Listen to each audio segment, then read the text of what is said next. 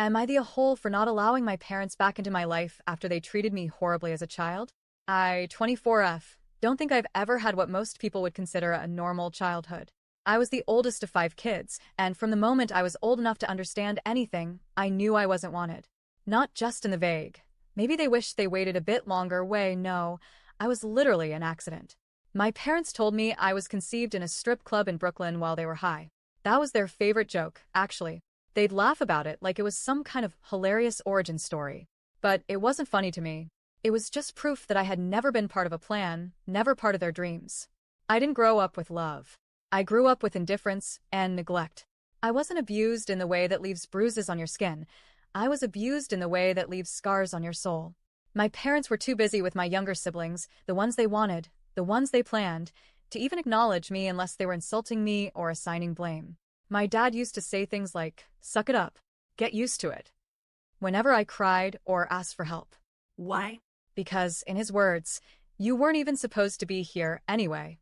They poured attention, praise, and resources into my siblings, encouraging them to chase dreams, go to school, pursue careers. But me? They said I was too dumb for college, that I'd be lucky if anyone ever loved me. My mom once told me, straight to my face, "I hope our bloodline doesn't go through you." That one still rings in my ears on bad days.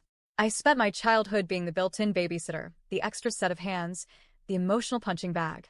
There was no affection, no birthdays that felt special, no warm hugs or bedtime stories. Just survival. Honestly, I used to wish they had just aborted me. At least that way, I wouldn't have had to live through years of being told, directly and indirectly, that I was a mistake. But I'm not one to stay broken forever. At 16, I got my first job and started saving every penny. I knew my parents wouldn't give me a cent for college, but I had a secret weapon: my grandparents. My dad's parents had always been kind to me. They saw through the mess, and when they heard about my plans for college, they offered to help pay tuition if I could handle the rest. So I kept saving, planning, dreaming. At 19, I left. Packed up my stuff, moved out, and never looked back. I cut ties with everyone, except my grandparents. They were the only ones who truly stood by me, and they respected my decision to go no contact with my parents. They promised not to share anything about me, where I lived, what I was doing, nothing. Since then, I've built a life I'm truly proud of. I graduated with a master's degree in cybersecurity management from Georgia State University. I bought a 2-story house. I'm in a healthy, loving relationship with an amazing man who treats me the way I always wished my family would. And now, I'm 6 months pregnant with our first baby. We're planning to get married after the baby arrives. It's not just the life I dreamed of, it's better. And I built it without them. My grandparents will be at the baby shower. They'll be there at the hospital when I give birth. They'll be part of my child's life, just like they've been a part of mine. They know everything, and they've never once betrayed my trust. But unfortunately, I still live in the same city as my parents. And sometimes the past catches up with you in the produce aisle. A few days ago, I went to the grocery store, just a regular day, running errands. I was near the vegetables when I suddenly spotted my mom standing a few feet away. My stomach dropped. I immediately turned away and tried to keep my distance, but she turned around and saw me. She rushed over like she was excited, like we hadn't gone years without speaking. She said my name, smiled, and started asking why I never call or visit. I stared straight ahead, pretending she wasn't even there. But then she looked down and noticed my baby bump. "Oh my God," she gasped, and without asking, she reached out and put her hand on my belly. I snapped. I slapped her hand away and said, "Don't put your ***king hands on me."